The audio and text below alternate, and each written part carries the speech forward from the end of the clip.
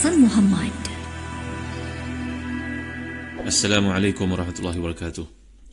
Innal hamdalillah nahmaduhu wa nasta'inuhu wa nastahdihi wa nastaghfiruh wa natubu ilayhi wa natawakkalu alayhi wa na'udzu billahi min shururi anfusina wa sayyiati a'malina may yahdihillahu fala mudilla lahu wa may yudlil fala hadiya lahu.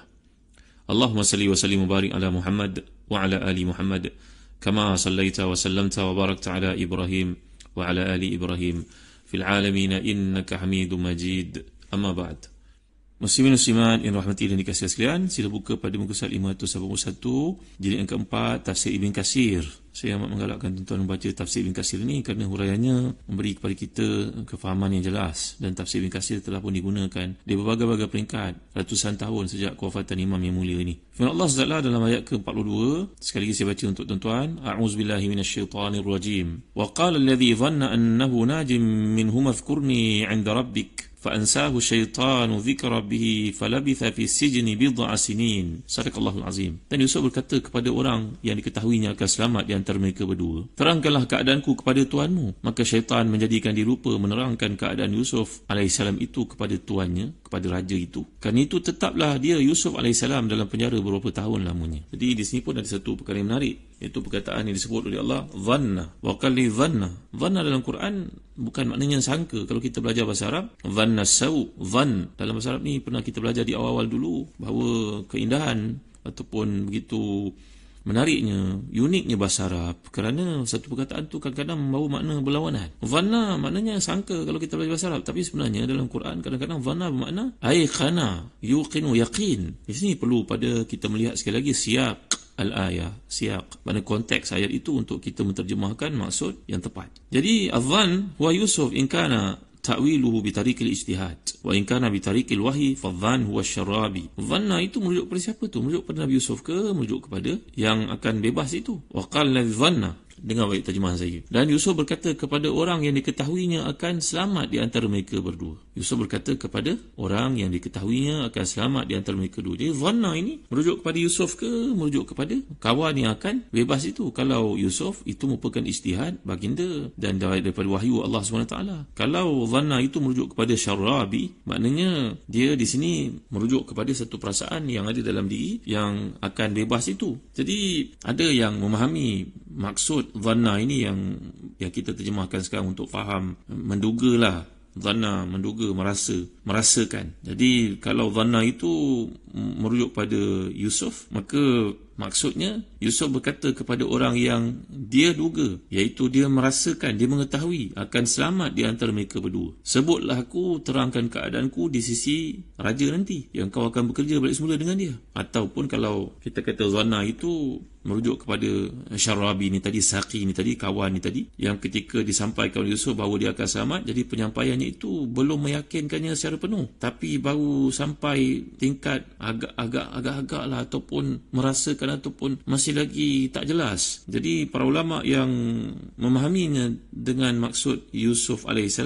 yang merujuk pada dhanna itu adalah Yusuf, padahal maksudnya tahu, ia didorong oleh kesedarannya bahawa apa yang diketahui oleh manusia, pengetahuannya itu baru sampai peringkat dugaan, tak dibandingkan dengan pengetahuan Allah. Apatah lagi kalau yang diketahuinya satu yang berdasar kepada ijtihad, iaitu dalamannya yang merasakan, yang mengatakan demikian. Jadi dia di sini yang telah dijelaskan oleh Tuan, fa'ansahu difahami oleh ramai ulama dalam arti kata yang merujuk kepada lelaki tersebut. Tapi ada segelintir yang mengatakan, memahami fa'ansahu maknanya dia lupa untuk mengingati Tuhannya. Itu kembali pada Yusuf, dan pendapat ni telah saya jelaskan tidak benar dan tidak sesuai untuk dikatakan kepada seorang Nabi. Kerana dalam kitab-kitab tafsir sebagai contohnya yang saya bawakan kepada tuan-tuan, tafsir Al-Manar contohnya, bila Al-Imam Rashid Ridha mengatakan, menjelaskan betapa penting kita untuk faham dalam hak seorang Nabi yang menunjukkan kepada keistimewaan kedudukannya itu, iaitu Nabi Allah Yusuf ini, maka perkara tersebut sangat tidak sesuai kita katakan demikian. Pertamanya, dari sudut laras bahasa kita faham atful insa, ataf, perkataan lupa itu dengan huruf fa menunjukkan bahawa dia terlupa selepas diberi ingatan. dan dia merujuk, dan perkara itu merujuk kepada lelaki tersebut yang akan bebas, bukannya merujuk kepada Nabi Yusuf AS. Yang kedua, iaitu usaha Nabi Yusuf ini adalah usaha yang termasuk dalam suruhan perintah Allah SWT dalam batasan kemanusiaan, dalam bab mengambil kira asbab dan juga musababnya. Jadi kena ada usaha dalam apa yang kita lakukan, sebagaimana usaha yang dilakukan oleh pasukan tentera untuk mempersiapkan diri dengan peralatan peperangannya. Itu semua merupakan perintah daripada Allah SWT. Yang ketiga, kata Al-Imam Muhammad Rashid Ridha dalam tafsirnya Al-Manar itu, idza qila sallamna annahu kana dzakiran li rabbih indama awsa asaqi ma awsahu bihi walakinahu nasiyahu aqibal wasiyah wa takala 'alaiha wahdaha. قلنا إن زعمتم أنه نسي ذلك في الحال واستمر ذلك النسيان مدة ذلك العقاب وهو بضع سنين أو تتمتها كنتم قد اتهمتم هذا النبي الكريم تهمة فظيعة لا تليق بأضعاف المؤمنين إيمانا. Kalau kita terima juga pendapat ini mengatakan bahawa Nabi Yusuf ingat Allah, kemudian dia terlupa untuk ingat Allah SWT. Takkanlah dia terlupa sampai bid'u sinin, sampai bertahun-tahun itu. Takkanlah tak muncul dalam hati baginda, dalam keadaan baginda seorang maksum. Takkanlah sekelumit perasaan ingat Allah pun tak timbul dalam tempoh dipenjarakan itu untuk bertaubat ke, untuk istighfar ke. Kalau kita terima sekalipun pendapat mengatakan bahawa baginda terlupa, takkanlah sepanjang waktu itu dia terlupa.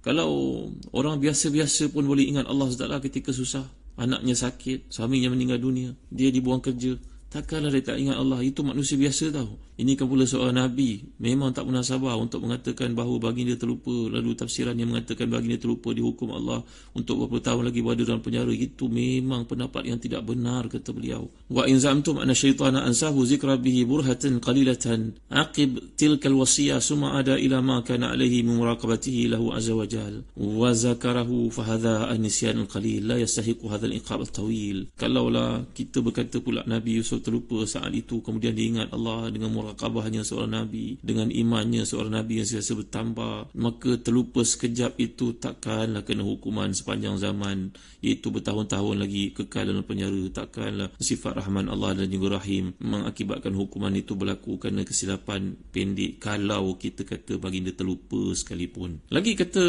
Syekh Muhammad Rashid Ridha menunjukkan bahawa yang terlupa itu adalah kawan yang keluar, terlupanya dia untuk menyebut permintaan Nabi Yusuf kepada majikannya, kepada si raja, bahawa ayat itu bukan merujuk keterlupaan Nabi Yusuf untuk mengingati Tuhannya. Tidak sekali Nabi Allah lupa pada Tuhannya. Engkau tengok bukti dalam Quran, kata beliau, inna ibadi laysa laka alaihim sultan illa man ittaba'aka minal ghawin. Allah menceritakan bahawa hamba-hambanya yang ingat kepadanya, dan perkataan ibad saya pernah jelaskan kepada tuan-tuan berbeza daripada abid.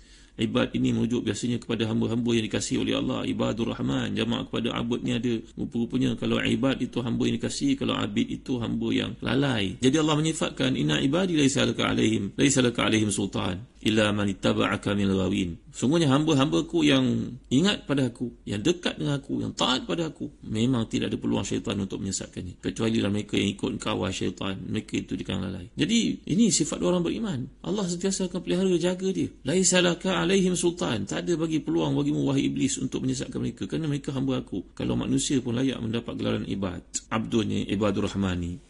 Takkanlah seorang Nabi terkeluar daripada skala tersebut, terkeluar daripada spektrum itu. Dan begitu juga Allah menjelaskan lagi tentang orang beriman, innal ladzina taqaw idza masahum ta'ibun minasyaitani tadhakkaru fa idza hum mubsirun. Surah Al-A'raf ayat 201. Sungguhnya orang yang bertakwa kepada Allah, kalau disentuh masahum ta'ifun minasyaitan, disentuh, dia terlalai sekejap, dia lekas tazakkaru, ingat Allah, fa idza hum mubsirun, maka Allah akan beri kepadanya petunjuk untuk dia kembali atas sirat. Jadi tuan-tuan dimuliakan, sekarang hujah yang keempat telah dikemukakan oleh Imam Muhammad Rashid Ridha bagi meluruskan kefahaman yang silap ini, iaitu mengatakan kononnya Nabi Yusuf AS terlupa ingat Tuhan, lalu Allah Taala telah hukum dia beberapa penjara beberapa tahun lagi. Walaupun disebut oleh sebahagian daripada para ulama tafsir, moga-moga Allah ampunkan mereka atas kesilapan tersebut.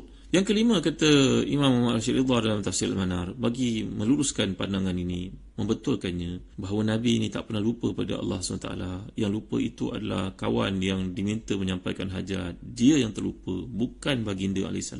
Inna nisyan laisa zanban yu'aqibullah alaihi. Waqad qala ta'ala li khatimil anbiya'i wal mursalin. Bahawa perasaan lupa ni, sikap lupa ataupun sifat tabiat lupa ni memang tabiat manusia. Allah tidak akan hukumnya, sebagaimana Allah mengingatkan nabinya sallallahu alaihi wasallam dalam surah Al-An'am ayat ke-68. Wa imma yunsiyannaka syaitanu fala taq'ud ba'da dzikra ma'al qaumil zalimin. Kalaulah syaitan itu melupakan kamu, maka janganlah kamu duduk lagi selepas itu bersama orang yang zalim. Maknanya kalau kita tersilap duduk dalam satu majlis dan orang menceritakan perkara-perkara melalaikan, kita tersilap, kita berada dalam program itu, maka tidaklah dihukum seorang itu. Allah Ta'ala menyuruh sepanjang kali jangan buat lagi. Setakat itu peringatan daripada Allah, bukan hukuman bertahun-tahun kerana kesilapan terlupa itu. Yang keenam, kata Muhammad Rashid Ridha, bagi membetulkan silap faham ini, bahawa bukan Nabi Yusuf yang terlupa Tuhannya, tetapi teman itu terlupa pesan Nabi Yusuf sebenarnya. Ini bahayanya kita bila mentafsirkan Quran tanpa kita merujuk pada kitab-kitab tafsir, tuan-tuan. Yang keenam, as-sadis, innahum ma qalu hadha li'annahum rawaw fiha hadithan marfu'an ala qillati jur'ati ruwati ala al-ahadith al-marfu'ah al-muznada fi tafsir, wa huwa ma akhrajahu Ibn Jarir at-Tabari fi tafsir al-ayah an Sufyan Waqi' an Amr bin Muhammad Ibrahim bin Yazid an Amr bin Dinar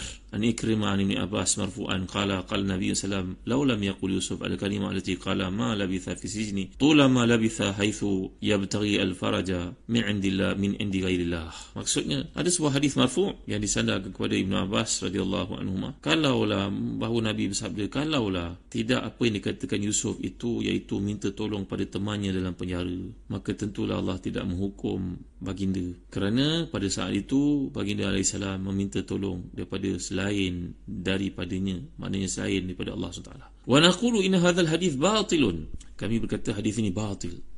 Berkata Al-Hafiz Ibn Kathir dalam tafsirnya, hadzal hadis dhaif jiddan. Kata Imam Ibn Kathir yang merupakan pakar hadis itu, Al-Hafiz Ibn Kathir mengatakan hadis ini dhaif jiddan. Sufyan bin Waqi' dhaif, wa Ibrahim bin Yazid wa Al-Jawzi adha'af minhu aidha. Di seluruh hadis kalau lihat, Sufyan bin Waqi' dhaif dan Ibrahim bin Yazid ini adha'af minhu. Jadi waqad datang hadis ini dari Al-Hasan yang kata ada mursalan, dan ini merupakan hadis mursal, la tuqbal, tidak boleh terima. Jadi daripada apa yang dijelaskan di sini dengan 6 fakta yang dikemukakan oleh Muhammad Rashid Ridha dalam tafsirnya berkenaan pembetulan kepada kefahaman isu bahawa Nabi Yusuf AS tidak lupa kepada Allah SWT. Hukuman itu nanti kita akan lihat. Ini merupakan satu mabda' ibtila ataupun satu maudhu' mabda' dan juga satu topik berkenaan dengan ujian yang Allah kemukakan, Allah kenakan kepada para kekasihnya.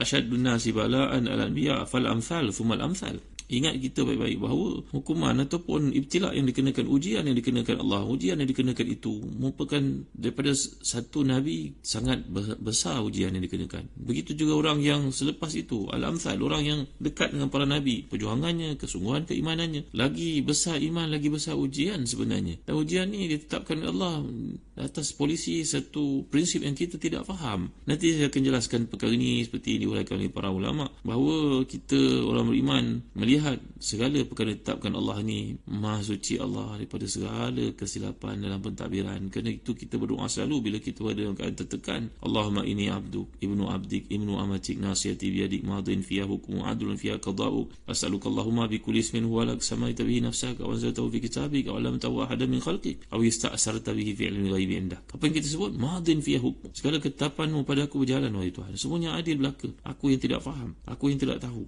Jadi insya-Allah saya akan huraikan perkara ini kuliah akan datang. Wallahu a'lam wa sallallahu ala sayyidina Muhammad wa ala alihi wa sahbihi wa baraka wasallam. Walhamdulillahirabbil alamin wa barakallahu fikum. Wassalamu alaikum warahmatullahi wabarakatuh.